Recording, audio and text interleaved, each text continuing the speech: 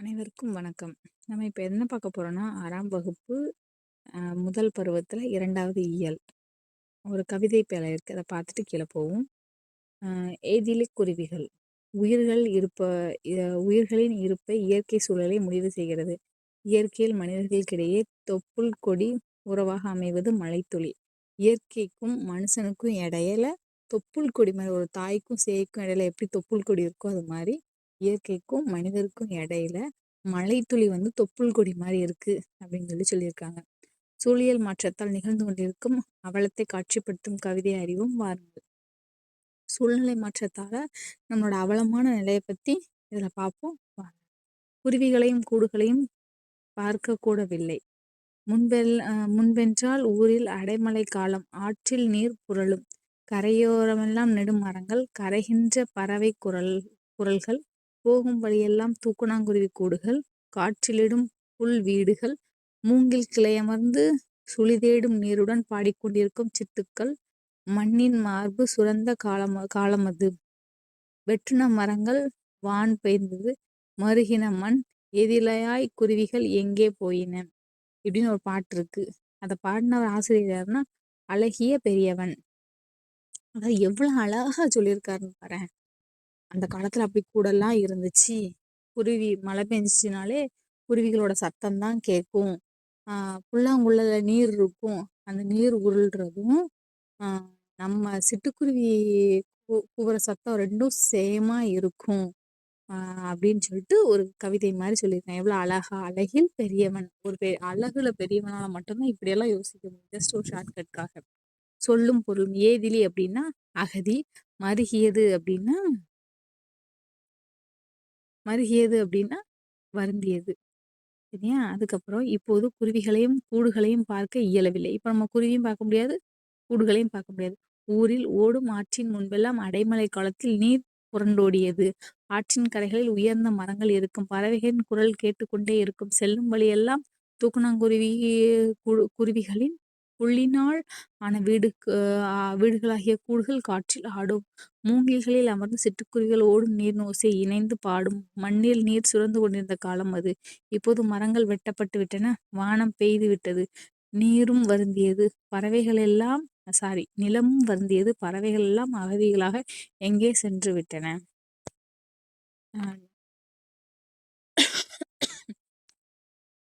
இது இவ்வளவுதான். பட் இந்த லைனை மட்டும் கொஞ்சம் ஞாபகம் வச்சுக்கோங்க. அதுக்கப்புறம் நூல் வெளியீடு ரொம்ப முக்கியமானது இதுதான். அழகிய பெரியவனின் இயற்பெயர் அரவிந்தன். இப்படி அழகா வர்ணிச்சு வர்ணிச்சு பேசணும்னா என்ன தேவை?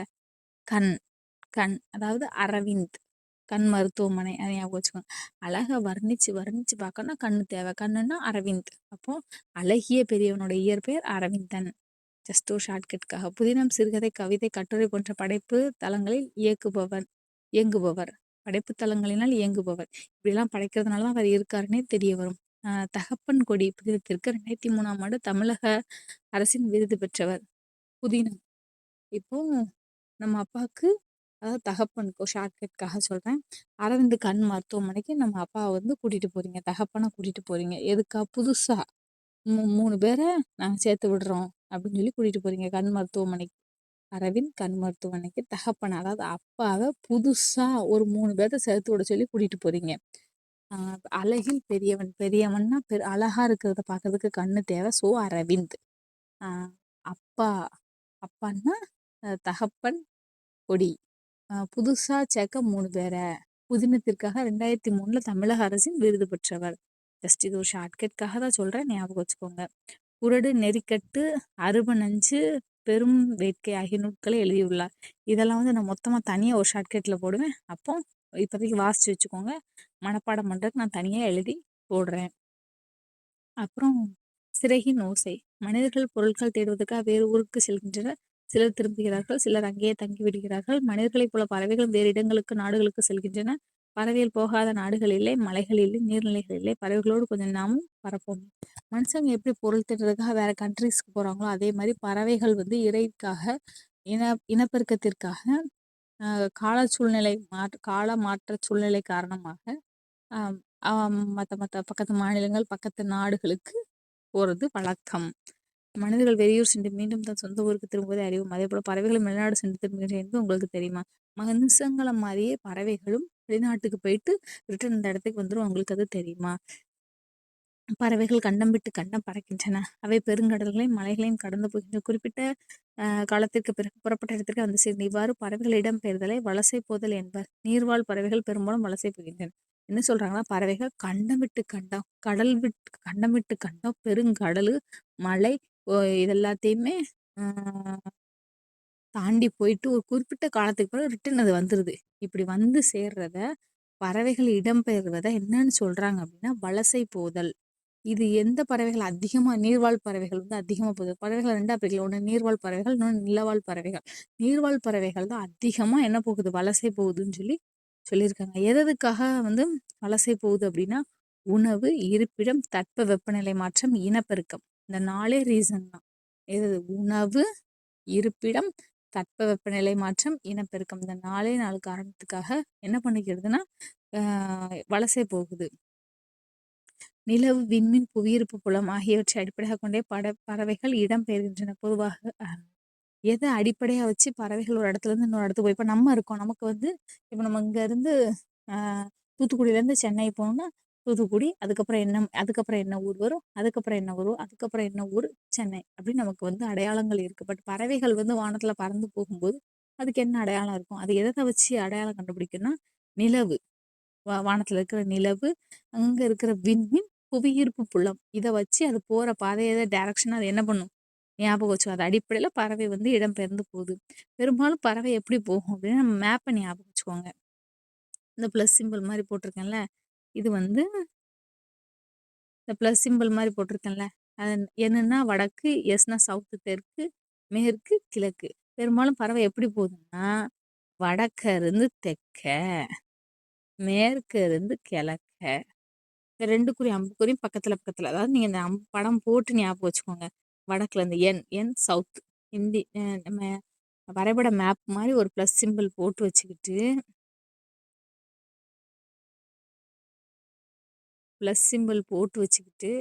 வடக்குல இருந்து தெற்க, கிழக்குல இருந்து மேற்க அப்படின்னு ஞாபகம் வச்சுக்கோங்க. தங்களுக்காக ஒரு வழித்தடத்தை ஏற்பட அந்த பாதையில பறக்கின்றன. சில பறவைகள் இனங்கள் அதே பாதையில் தாயெழுத்துக்கு திரும்பும். அதாவது என்ன சொல்றாங்க அப்படின்னா, பறவை வந்து நம்ம போற வழித்தடத்தை ஞாபகம் வச்சு போறதும் அதே பாதை, வர்றதும் அதே பாதையில வர்ற பறவைகளும் இருக்கு. போறதுக்கு ஒரு பாதையும் வர்றதுக்கு ஒரு பாதையும் பயன்படுத்துற பறவைகளும் இருக்குன்னு சொல்றாங்க. அப்படி போயிட்டு இருக்கும்போது ஒரு சில பறவைகள் வந்து இரைக்காகவும் ஓய்வுக்காகவும் தரையிறங்குது. இறங்காம போற, அதாவது வாழிடத்தை வந்து சேரும் பறவைகளும் உண்டு. நின்னு இரை தேடி ரெஸ்ட் எடுத்துட்டு வர்ற பறவையும் இருக்குமா. எங்கேயுமே நிக்காம தான் கூட்டுக்கு வந்து சேர்ற பறவையும் இருக்குன்னு சொல்லியிருக்காங்க. இப்படி பறவை வந்து இப்படி ரொம்ப தூரம் பறந்து கண்டம் விட்டு கண்டம் அந்த மாதிரிலாம் போறதுனால, அதாவது வலசை போறதுனால பறவையோட உடல்ல வந்து மாற்றம் ஏற்படும். இப்போ இதுக்கு ஒரு ஷார்ட்கட் சொல்றேன், ஞாபகம் வச்சுக்கோங்க. தலையில் சிறகு வளருதல். இப்போ நம்ம எங்கேயோ தூரமா போறோம். தலையில ஒரு வெயிட் கொண்டுட்டு போனோம்னா, தலையில வச்சு கொண்டுட்டு போறோம்னா அது என்ன ஆகும்? தலையில எக்ஸ்ட்ரா ஒரு கொம்பு மாதிரி, அந்த வேதனை தலை பாரமா இருக்கிறது ஏதோ எக்ஸ்ட்ரா நம்மளுக்கு ஒரு வளர்ந்த மாதிரி தெரியும். ஸோ தலையில் சிறகு வளர்தல். இறகுகளில் நிறம் மாறுதல். நம்ம வெயில ரொம்ப தூரம் நடந்தோம்னா நம்மளோட ஸ்கின் கலர் என்ன ஆயிரும்? மாறிடும். அதை ஞாபகம் வச்சு. இறகுகளில் நிறம் மாறுதல். உடலில் கற்றையாக முடி வளருதல். நம்ம வெயில ரொம்ப தூரம் நடந்து போறதுனால முடி என்ன கத்தையா கொட்டிரும் அப்படின்னு ஞாபகம் வச்சுக்கோங்க. இது எப்படின்னா, ரொம்ப தூரமா போறோம், தலையில ஒரு பாரம் வச்சுட்டு போறோம் சரியா? தலையில சிறகு வளர்தல். அப்புறம் நிறத்தில் மாற்றம் ஏற்படுது. இறக்கை நிறத்துல மாற்றம் ஏற்படுது. நம்ம வெயில் நடந்து போறோம், நம்ம கலர் வந்து ஸ்கின் கலர் சேஞ்ச் ஆகுதுன்னு ஞாபகம் வச்சுக்கோங்க. அதுக்கப்புறம் கற்றையாக முடி வளர்தல். உடல்ல கற்றையாக முடி வளருது. நம்ம தலையிலிருந்து கத்தையா முடி கொட்டுது அப்படின்னு ஞாபகம் வச்சுக்கோங்க. ஒரு வகை பறவைகள் வேறு பறவைகளாக ஊர் மாதிரி தோன்றும் அளவுக்கு கூட சில இடங்கள் மாற்றங்கள் ஏற்படும். ஒரு வகை பறவை இன்னொரு வகை பறவையாக முழுவதும் தோற்றம் மாதிரி கூட மாற்றம் ஏற்படும் அப்படின்னு சொல்றாங்க. தமிழ்நாட்டுக்கு வெளிநாட்டு பறவைகள் வலசை வருவது பற்றி இலக்கியங்களில் செய்திகள் நேரத்தாழ 1500 ஆண்டுகளுக்கு முன் வந்து சக்திமுத்தி புலவர் நாராய் செங்கல் நாராய் என்னும் பாடலை எழுதியுள்ளார். அப்பாடலில் உள்ள தென்திசை குமரியாடி வடதிசை ஏகுவீர் ஆயின் என்னும் அடிகள் பறவைகள் வலசை வந்த செய்தியை குறிப்பிடுகின்றன. என்ன சொல்லியிருக்காங்கன்னா, தமிழ்நாட்டுக்கு வெளிநாட்டுல இருந்து பறவை என்ன பண்ணுமா, இங்க வலசை வருவதை பற்றி சங்ககால இலக்கியங்கள்ல சொல்லியிருக்காங்க அப்படின்னு சொல்றாங்க. ஏறத்தாழ 1500 ஆண்டுகளுக்கு முன்னே சக்திமுத்தி புலவர். அவருக்கு எவ்வளோ சக்தி இருந்தா பறவை வலசை போறதெல்லாம் அந்த நேரத்திலே எழுதியிருப்பாரு. சக்திமுத்தி, அதாவது சக்திமுத்தி முத்த புலவர், சக்தி முத்த புலவர். நாராய் நாராய் செங்கல் நாராய் அப்படிங்கிற பாடல் அவர் தான் எழுதியிருக்காரு. பாடல் தென் திசை குமரியாழி வடதிசை ஏகுவே ராயும். தென் திசை குமரியாழி, தென் திசைனா தெற்க இருந்து, தென் திசை குமரியாடி வடதிசை ஏகுவே ராயன் என்னும் அடிகள் பறவைகள் வலசை போத செய்தியை குறிப்பிடுகின்றன. அதான் சொன்னோம்ல, அப்பல சொன்ன மாதிரி வடக்கருந்து தெற்கையும் மேற்கருந்து கிழக்கையும் அதை தான் சொல்லியிருக்காங்க. ஐரோப்பாவிலிருந்து தமிழ்நாட்டுக்கு செங்கல் நாரை வருவது தற்போதைய ஆய்வின் உறுதிப்படுத்தப்பட்டு வருகிறது. ஐரோப்பாவிலிருந்து செங்கல் நாரை அப்படிங்கிற ஒரு பறவை நம்ம இப்போ தமிழ்நாட்டுக்கு வர்றதா ஆய்வுபூர்வமாக உறுதிப்படுத்தியிருக்காங்க. அதை 1500 வருஷத்துக்கு முன்னாடியே சக்திமுத்தி புலவர் என்ன பாட்டு, நாராய் நாராய் செங்கல் நாராய் அப்படின்னு சொல்லிட்டு பாட்டு பாடியிருக்காரு. வெளிநாட்டு பறவைகள் புகலிடமாக திகழ்கிறது தமிழ்நாடு. வெளிநாட்டு பறவைகளுக்கு புகலிடமாக திகழ்கிறது தமிழ்நாடு. தற்போது வெகுவாக அழிந்து வரும் பறவையினம் என்று உங்களுக்கு தெரியுமா? சிட்டுக்குருவி. அதுதான் வெகுவா அழிஞ்சிட்டு வருது. உருவத்தில் சிறிய பழுப்பு நிற பார்த்த உடனே ஆண் பெண் வேறுபட்ட அதாவது ஆண்குருவினா தொண்டை பகுதி கருப்பு நிறத்தில் இருக்கும். ஆண் ஞாபகம் தொண்டை, அதாவது அவங்களோட வாய்ஸ் ரொம்ப ஹார்டா இருக்கும். அது தொண்டை அதாவது தொண்டை கருப்பு நிறத்துல இருக்கும். ஆண்னா ஒரு ஆண் மென்ன ஞாபகம் வச்சுக்கோங்க. தொண்டை கருப்பா இருக்கும். உடல் அடர் பழுப்பு நிறத்தில் இருக்கும். உடல் ஆண்கள்னால கருப்பா இருப்பாங்க. ஜஸ்ட் ஒரு ஷார்ட்கட்காக. ஆணுன்னா தொண்டை ரொம்ப தண்டரா இருக்கும்.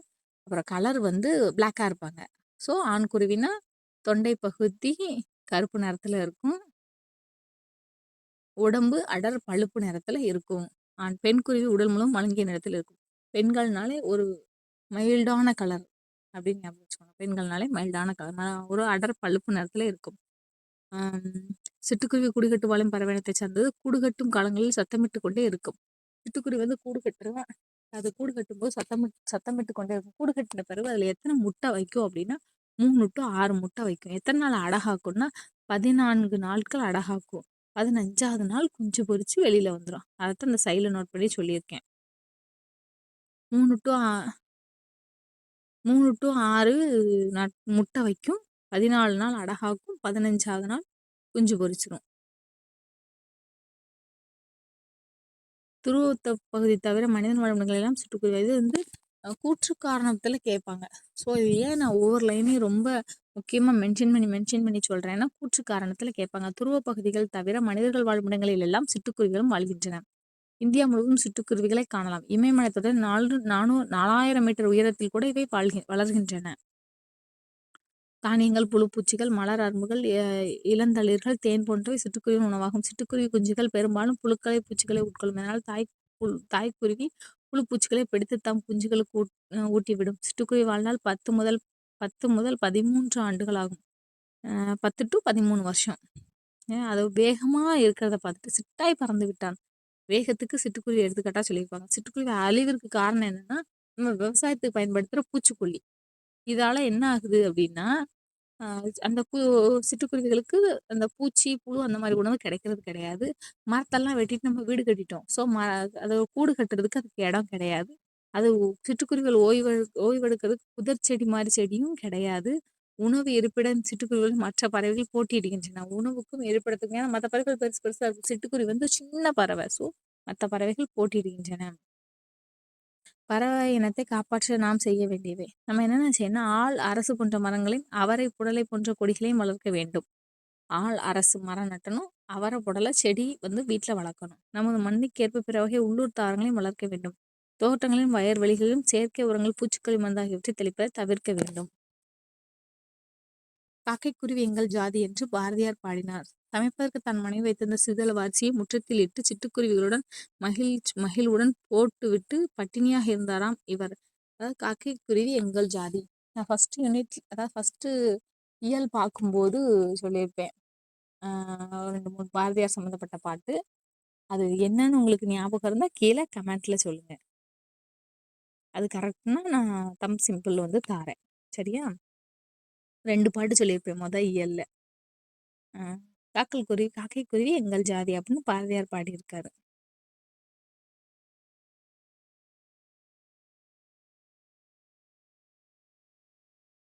இந்த பாக்ஸ் கொஸ்டின் தான்.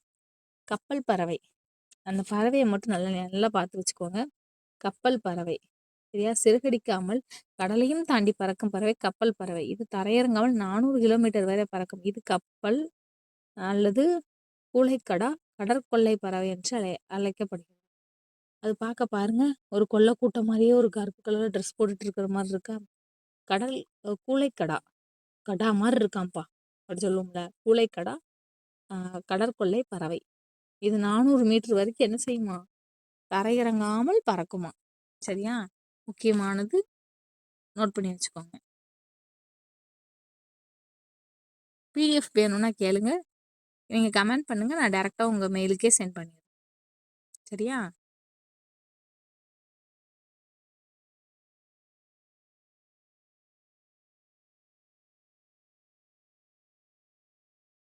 அதுக்கப்புறம் இதுதான் பார்க்குறோம், ரொம்ப முக்கியமானது. இந்தியாவின் பறவை மனிதர் யாருன்னா டாக்டர் சலீம் அலி. இவர் பறவைகளை பற்றி ரொம்ப ஆராய்ச்சி பண்ணியிருப்பார். ஆய்வாளர்களுக்கு முன்னோடி இவர் தான். ஃபஸ்ட்டு பறவைகளை பற்றி தாம் வாழ்நாள் முழுக்க ஆராய்ச்சி பண்ணியிருப்பார். அவற்றை படம் பிடிப்பதிலும் ஈடுபட்டார். அதனால் அவர் இந்தியாவின் பறவை மனிதர் என்று அழைக்கப்படுகிறார். பறவை குறித்து பல நூல்கள் எழுதியுள்ளார். பறவை சம்பந்தமாக இவர் நிறைய நூல் எழுதியிருக்கார். ஆனால் தன்னோட வாழ்க்கை வரலாற்று சிட்டுக்குருவின் வீழ்ச்சி அப்படின்னு ஒரு தலைப்பில் தம் வரலாற்று நூலுக்கு சிட்டுக்குருவின் வீழ்ச்சி என்று பெயரிட்டார்.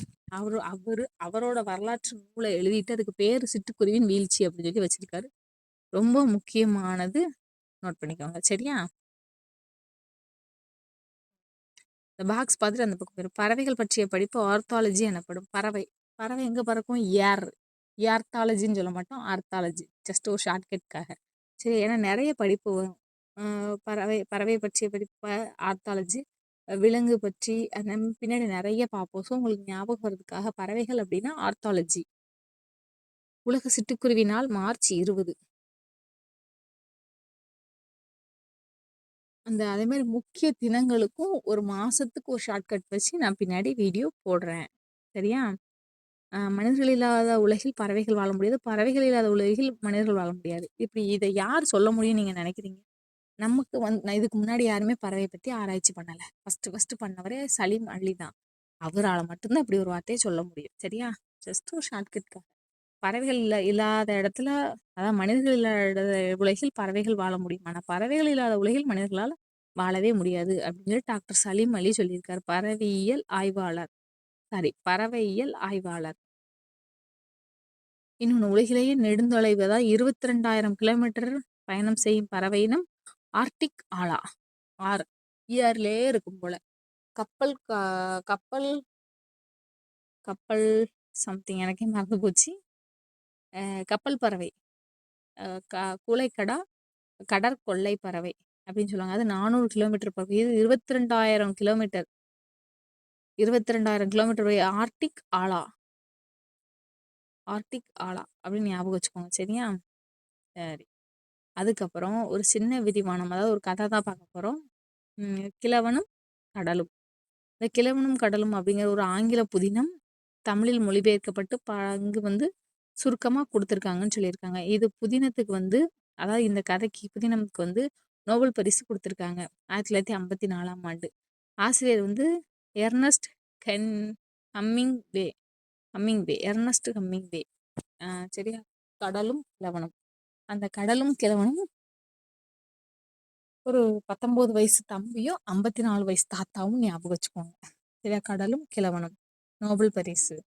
நோ நோ அங்கே வா, நோ நோ அங்கே வா, கடலுக்கு வா, நோ நோ அங்கே வா, கடலுக்கு வா.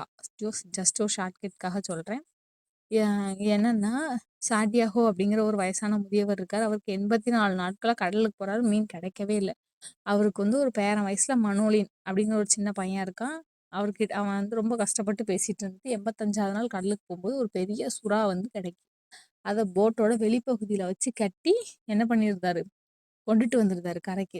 பார்த்தா அது வர்ற வழியில் அந்த அலைகள், மீன் அதெல்லாம் அது அந்த சுறாவோட சதைகளை பிச்சு பிச்சு தின்னுட்டு வெறும் எலும்பு மட்டும்தான் இருக்குது. அதை கொண்டுட்டு அந்த மனோலின் அந்த பையன்கிட்ட காட்டுறாரு. அதாவது நம்ம விடாமுயற்சியோட தன்னம்பிக்கையோட நம்ம போராடினா கடைசியில் கண்டிப்பாக வெற்றி கிடைக்கும். இது ஜஸ்ட் ஒரு கதை தான். ஆனா நமக்கு எது தேவை அப்படின்னா, இந்த முன்னாடி இருக்க இந்த பாக்ஸ் நான் சொன்னது மட்டும் தேவை. என்னன்னா, கடலும் கிழவனும். சரியா? கடலும் கிழவனும்னாலே ஒரு வயசான தாத்தா, கடல். வயசான தாத்தான்னா அவருக்கு ஒரு 54 வயசு இருக்கும். 19 வயசு தம்பி. நோன்னா இங்க வா. நோன்னா நோபல் பரிசு. இங்க வான்னா கம்மிங் கம். கம்மிங் வே. எர்னஸ்ட் கம்மிங் வே. ஜஸ்ட் இத மட்டும் நீங்க ஞாபகம் வச்சுக்கோங்க. சரியா? அதுக்கப்புறம் நம்ம இலக்கணம் பார்க்க போறோம். முதல் எழுத்து, சார்பெழுத்து. எழுத்துக்கள் 2 வகைப்படும். இலக்கணம் 5 வகைப்படும். அதுல எழுத்து வந்து 2 வகைப்படும். முதல் எழுத்து, சார்பெழுத்து. முதல் எழுத்துனா என்னன்னா, உயிரெழுத்து 12. இந்த கீழ பக்கத்துல நோட் பண்ணி வச்சிருக்கேன் பாருங்க. உயிரெழுத்து 12, மெய்யெழுத்து 18, மொத்தம் 30 எழுத்தும் வந்து முதல் எழுத்துன்னு சொல்லி சொல்றோம். பிற எழுத்துக்கள் தோன்றுவதற்கும் இயங்குவதற்கும் முதற் காரணமாக இவை இருக்கின்றன. எனவே இவற்றை முதல் எழுத்துக்கள் என்கிறோம். ஒரு எழுத்து தோன்றுறதுக்கும் இயங்குவதற்கும் முதற் காரணமா இருக்கிறத வந்து முதல் எழுத்துக்கள்னு நம்ம சொல்றோம். சரியா? சார்பெழுத்துனா என்னன்னா, முதல் எழுத்தை சார்ந்து வரும் எழுத்துக்கள் சார்பெழுத்துக்கள். இப்ப முதல் எழுத்துக்கள் என்னன்னு சொல்லிட்டேன். சார்பெழுத்துக்கள் வந்து 10 வகைப்படும். என்னன்னா, உயிர்மெய், ஆயுதம், உயிரளபடை, ஒற்றளபடை, குற்றியல் லிகரம், குற்றியல் உகரம், ஐகார குறுக்கம், ஔகார குறுக்கம், மகர குறுக்கம், ஆயுத குறுக்கம். இவ்வகுப்பில் உயிர்மெய், ஆயுதம் ஆகிய 2 சார்பெழுத்துக்களை பற்றி காண்போம். நம்ம என்ன சொல்லிட்டோம்? எழுத்துனா 2 வகைப்படும். சரியா? முதல் எழுத்து, சார்பெழுத்து. முதல் எழுத்துனா என்ன? உயிரெழுத்து 12, மெய்யெழுத்து 18, மொத்தம் 30ம் சேர்றது முதல் எழுத்து. சார்பெழுத்துனா இதை சார்ந்து வரும் எழுத்துக்கள் சார்பெழுத்துக்கள்.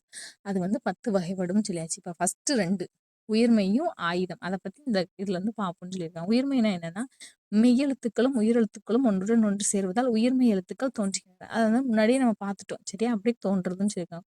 உயிர்மெய் எழுத்தின் ஒளி வடிவம் மெய்யும் உயிரும் சேர்வதாக இருக்கும். உயிர்மெய் எழுத்தோட ஒளி வடிவம் மெய்யும் உயிரும் சேர்வதாக இருக்கும். வரி வடிவம் மெய்யெழுத்தை ஒத்திருக்கும். ஒலிக்கும் கால அளவு உயிரெழுத்தை ஒத்திருக்கும். அதாவது உயிர்மெய் எழுத்து ஒளி வடிவம். உயிர்மெய்னா இக் அப்படின்னு ஞாபகம் வச்சுக்கோங்க. இக். ஒளி வடிவம் மெய்யும் உயிரும் சேர்வதாக இருக்கும். இக். உயிர்மெய் சேர்ந்திருக்கு.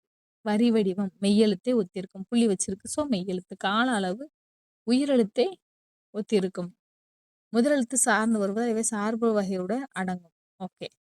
ஆயுதம் 3 புள்ளிகளை உடைய தனி வடிவம் பெற்றது. முப்புள்ளி, முப்பார் புள்ளி, தனிநிலை, அங்கேனம் என்று வேறு பெயர்களும் இதற்குண்டு. நுட்பமான ஒழிப்பு முறையை உடையது. இப்போ இதை வந்து நீங்க நோட் பண்ணிக்கோங்க. கூற்று காரணம் கொடுத்து கேட்டாலும் கேட்கலாம். இன்னொரு தடவை நீங்க வாசிச்சு மனப்பாடம் பண்ணிக்கோங்க. இதுக்கு வந்து இந்த 3 பேர்கள் அது ஞாபகம் வச்சுக்கோங்க. தனக்கு முன் ஒரு குறில் எழுத்தையும் தனக்கு பின் ஒரு வல்லின உயிர்மெய் எழுத்தையும் பெற்று சொல்லின் இடையில் மட்டுமே வரும். அக் அப்படின்னா தனக்கு முன்னாடி ஒரு உயிர் எழுத்தையும் தனக்கு பின்னாடி வல்லினமா, அதாவது பின்னாடி வர்றவங்க ஸ்ட்ராங்கா இருக்கணும். வல்லினமா உயிர்மெய் எழுத்தையும் பெற்று வரும். தனித்து இயங்காது. முதல் எழுத்தையாக உயிரையும் மெய்யும் சார்ந்து இயங்குவதால் ஆயுத எழுத்தை சார்பெழுத்து என்கிறோம். முதல் எழுத்தையும் பின்னாடி வர்ற மெய்யெழுத்தையும் சார்ந்து இருக்கிறதுனால இதை வந்து சார்பெழுத்துன்னு சொல்லி சொல்றோம்.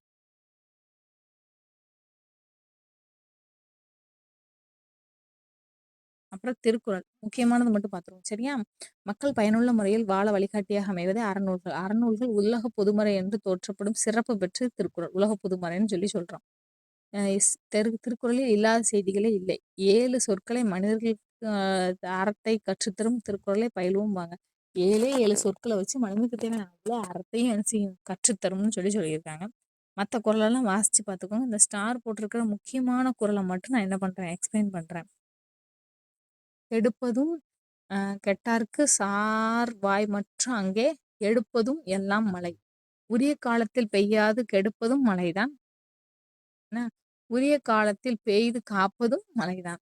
எடுப்பதும் கெடுப்பதும் அப்படின்னு சொல்லி சொல்லியிருக்கு. அடுத்து அது என்ன தலைப்புல வருதுன்னா வான் சிறப்பு. மழை வானத்துல இருந்து வருது. ஸோ வான் சிறப்பு. இந்த அன்புடை மேல அன்பில்லார் எல்லாம் தமக்குடையார் அன்புடையார் என்பும் உயிர் பிறருக்கு.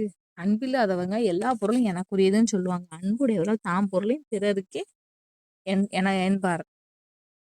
இந்த குறள் முக்கியமானது, ஞாபகம் வச்சுக்கோங்க. அப்புறம் இனியவை கூறல். இனிய உளவாக இன்னாத குறள் கனியிருக்க காய் கவர்ந்தற்று. இனிய சொற்கள் இருக்கும்போது இன்னாத சொற்கள் பேசுவது கனி இருக்கும்போது காயை உண்பதற்கு சமமானது அப்படின்னு சொல்லி சொல்லியிருக்காங்க. நம்ம கீழே இது கொஞ்சம் முக்கியமானது. திருக்குறள் 2000 ஆண்டுகளுக்கு முற்பட்டவர். திருவள்ளுவர் வந்து 2000 வருஷத்துக்கு முன்னாடி இருந்தவர் அப்படின்றது. எக்காலத்திலும் பொருந்தும் வாழ்க்கை நெறிகளை வகுத்து கூறினவர். வான்புகழ் வள்ளுவர், தெய்வ புலவர், பொய்யில் புலவர் முதலிய பல பெயர்களும் இவருக்கு உண்டு. திருக்குறள் 3 இதா பிரிச்சிருக்காங்க. என்னன்னா, அறத்துப்பால், பொருட்பால், இன்பத்துப்பால் என்ற 3 பிரிவுகளை கொண்டது. இது 11 கீழ்க்கணக்கு நூல்களில் ஒன்று. திருக்குறள் 133 அதிகாரத்தையும், ஒரு அதிகாரத்துக்கு 10 பாட்டு அப்படின்னு சொல்லி 1330 குறட்களையும் கொண்டுள்ளது. திருக்குறள்ல இல்லாததும் இல்ல, சொல்லாததும் இல்லை என்னும் வகையில் சிறப்பு மிக்கது. திருக்குறளுக்கு உலக பொதுமறை, வாயுரை வாழ்த்து அப்படின்னு சிறப்பு பெயர் வந்து இருக்கு. திருக்குறளுக்கு இருக்கிற சிறப்பு பெயர் என்னன்னா, உலக பொதுமறை வாயுரை வாழ்த்து.